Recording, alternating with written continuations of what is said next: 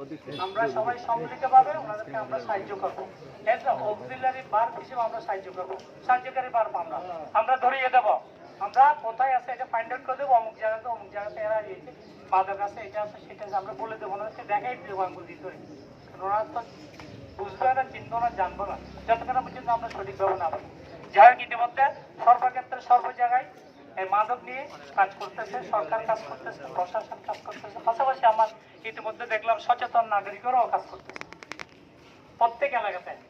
এখন আমার এলাকাতে সে একইভাবে ইতিমধ্যে আমরা দু একজনকে ধরেছি, পাঠাইছি, তারাতে ওনারা ওনাদের ব্যবস্থা নিয়েছেন। এখন আপনারা যারা আছেন যুবক সমাজেরা সবাই আপনারা সচেতন থাকবেন। আপনারা সচেতন থাকলে পুলিশ ভাইয়েরা আমাদের সাথে সবসময় থাকবেন। এখন দেখেন আপনি আমাদের এলাকাতে কিছু কিছু আমি কথা শুনতে পাচ্ছি ইতিমধ্যে, যারা মাদক আমার এলাকাতে যদি না থাকে বাইরে থেকে লোক এখানে কখনো আসবে। সুতরাং প্রথমে আগে এলাকাকে নির্মূল করতে হবে। এলাকা যারা এগুলা সেবন করে তাদের কাছে আমার উদাত্ত আহ্বান, আমি আগে বলেছি, মসজিদে দাঁড়িয়ে বলেছি, উদাত্ত আহ্বান থাকবেন, আপনারা এগুলো ছেড়ে দেন, এগুলো ভালো কাজ না। অন্যথায় এই এলাকার যুব সমাজ কিন্তু আপনাদেরকে ছাড়বে না, আমরা বলে দিলাম, এটা আপনাদেরকে ছাড়বে না। আমি এখন আর বেশি কিছু বলবো না, যেহেতু আমাদের ভারপ্রাপ্ত কর্মকর্তা সাহেব এখানে আছে। আমি আমার পরে ওনাকে দু চার কথা বলার জন্য উদাত্ত আহ্বান রেখে আমি আমার সংক্ষিপ্ত কথা এখানে শেষ করলাম। আমার তৌফিক বিল্লাহ বিল্লাহ। আসসালামু আলাইকুম ওয়া রাহমাতুল্লাহ।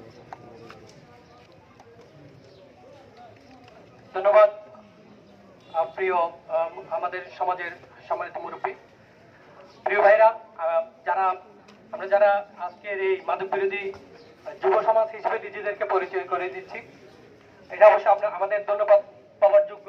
যে কাজটা করার কথা ছিল প্রশাসনের, সেই ক্ষেত্রে প্রশাসনকে সাহায্য করার জন্য আমরা যেহেতু এক পা বাড়িয়েছি, দুই পা বাড়িয়েছি। আমি এখানে আমাদের সম্মানিত ভারপ্রাপ্ত কর্মকর্তা মুস্তাক স্যার রয়েছে, আমি বিশেষভাবে অনুরোধ করবো, আমরা জানি আমরা যখন কোনো একজন অপরাধীকে অপরাধ শনাক্ত করতে পারি, তাকে যখন পুলিশের হাতে তুলে দেই, তখন পুলিশকে ম্যানেজ করে আমাদের অপরাধীরা চলে আসে।